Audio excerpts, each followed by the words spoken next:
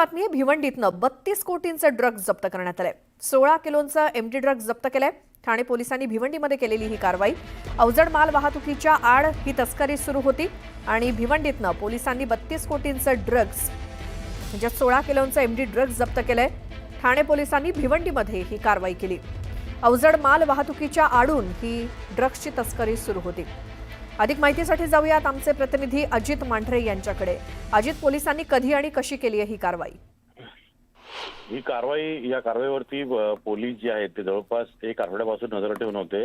आपल्याला माहिती आहे की भिवंडी हा कार्गो हब आहे. इथे अनेक नॅशनल इंटरनॅशनल कंपन्यांचे गोडाऊन्स आहेत. संपूर्ण देशभरातून इथं मोठमोठ्या वस्तू ज्या आहेत किंवा गुड्स जे आहेत ते उतरवले जातात. इथून लोडिंग अनलोडिंग होतं आणि त्यानंतर पुढे संपूर्ण महाराष्ट्रात आणि त्याच पद्धतीने पुढच्या सगळ्या राज्यांमध्ये पाठवलं जातं. त्यामुळे भिवंडी हा एक मोठा गोडाऊन हब आहे.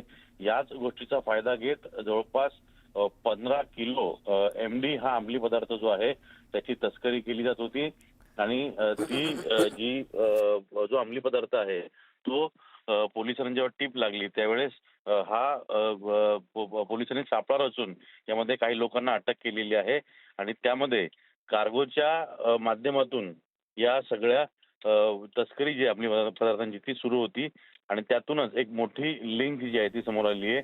नेमकं हे अंमली पदार्थ यांनी कुठून आणले होते, कशा रीतीनं या अंमली पदार्थांमध्ये वेगवेगळ्या ज्या तस्करींच्या गँग्स आहेत नॅशनल इंटरनॅशनल त्यांच्या कशा लिंक्स आहेत याचा तपास पोलीस करतायत. पण ठाण्यामध्ये मोठ्या प्रमाणामध्ये अशा रीतीनं अंमली पदार्थांची कारवाई ही जी आहे ती केली गेलेली आहे आणि त्याच पार्श्वभूमीवरती थोड्याच वेळात ठाणे पोलिसांची एक पत्रकार परिषद जी आहे ती होईल आणि या पत्रकार परिषदेमध्ये स्पष्ट होईल की नेमकं ही जी अंमली पदार्थ पकडलेले आहेत त्यांची लिंक पर्यंत आहे. बिलकुल, या पत्रकार परिषदेकडे आपले लक्ष असेलच. अजित, धन्यवाद या माहितीसाठी.